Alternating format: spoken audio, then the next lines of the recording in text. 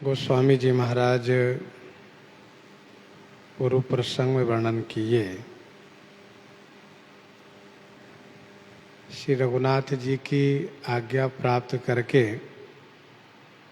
श्री हनुमान जी, अंगद आदि वानर सैनिक लंका में पहुंच करके रावण के यज्ञ को विध्वंस कर दिए। कुशलता पूर्वक श्री राम जी के पास वापस आ गए। यज्ञ विध्वंस करना कठिन कार्य था, परंतु किसी प्रकार से कोई क्षति नहीं हुई। बड़ी कुशलता के साथ वापस आ गए। रावण ने जब देख लिया कि मेरा यज्ञ विध्वंस हो गया, तब उसने जीवन की आशा छोड़ करके बहुत क्रोध करके युद्ध में चला। रावण जब चला है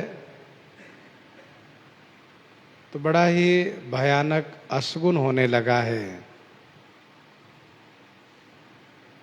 जिसमें से एक अशगुन को गोस्वामी जी ने कहा कि गिद्ध उसके सिर पर बैठता है और उड़ जाता है। गिद्ध को सिर पर बैठना मानो मृत्यु सूचक है।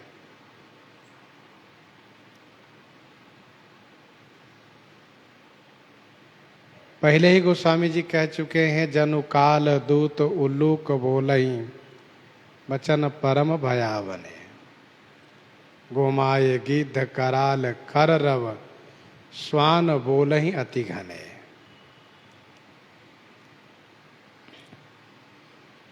रावण काल के अधीनस्थ हो चुका है, इसलिए किसी अशगुन पर ध्यान नहीं दिया अथवा तो किसी का कहा नहीं माना और युद्ध का निशान बजाने के लिए आदेश किया। कहे से बजावहु युद्ध निशाना, भेरी नफीर बाज सहनाई मारू राग सुभट सुखदाई। मारू राग में निशान इत्यादि अनेक वाद्ययंत्र, जैसे भेरी नफीर बाज सहनाई, ये सब बजाए जाने लगे। रावण को 19 उपदेश मानस जी में किया गया है।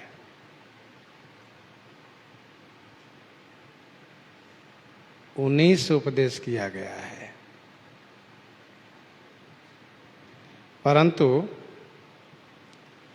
रावण ने किसी उपदेश को नहीं माना।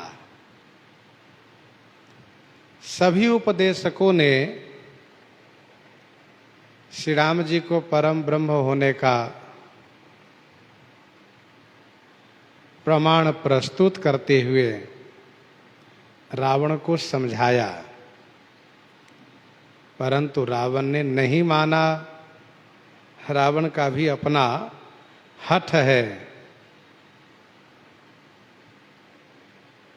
और उसका एक दृढ़ संकल्प भी है कि मैं उनसे युद्ध करूंगा। यदि मनुष्य हैं तो उनको मार करके मैं विजयी हो जाऊंगा, और यदि वे भगवान हैं तो उनके द्वारा मर करके परम गति को प्राप्त कर लूंगा। हम लोग एक बार इन उपदेशों को स्मरण करें, कहाँ कहाँ रावण को उपदेश दिए गए हैं।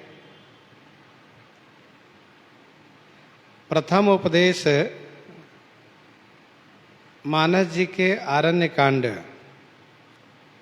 श्रीमद् रामचरित मानस जी में आरण्य कांड में दोहा संख्या 25 में है और यह उपदेश मारीच का है।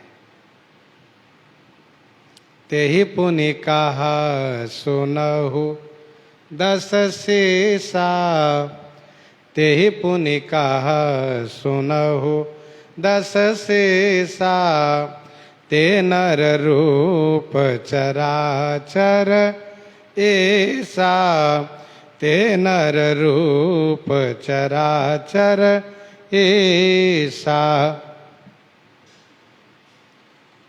तासो तात बैरु नहीं कीजिए, मारे मरिए जी आए जीजिए।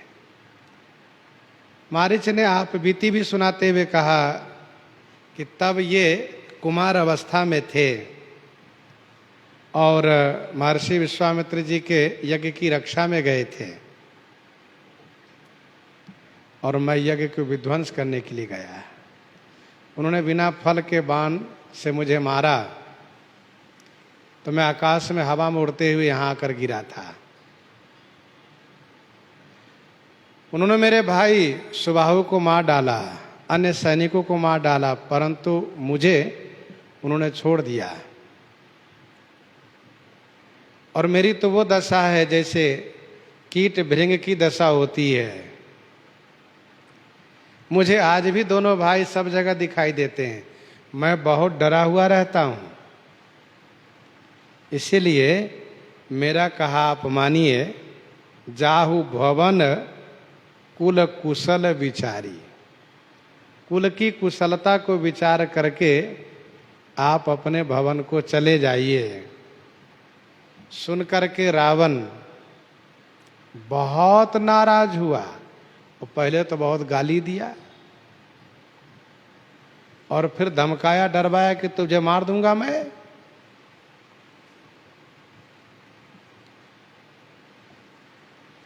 तो वहां पर मारीच द्वारा उपदेश है। दूसरा उपदेश आरण्य कांड में ही दोहा संख्या 29 में गिद्धराज जटायु द्वारा उपदेश है। सुनत गिद्ध क्रोधातुर धावा, कह सुनु रावण मोर सिखावा। किशोरी जी को छोड़ दो, अन्यथा परिणाम बहुत बुरा होगा। श्री राम जी का क्रोध भयानक अग्नि है, तुम्हारा परिवार फतिंगा बन करके सब उसमें जल जाएगा, तुम भी जल जाओगे। तो ये दोहा संख्या 29 में है। और तीसरा उपदेश, तृतीय उपदेश सुंदरकांड दोहा संख्या 9 में श्री किशोरी जी के द्वारा है। तृतीय उपदेश सुंदरकांड में दोहा संख्या 9 में श्री सीता जी के द्वारा है।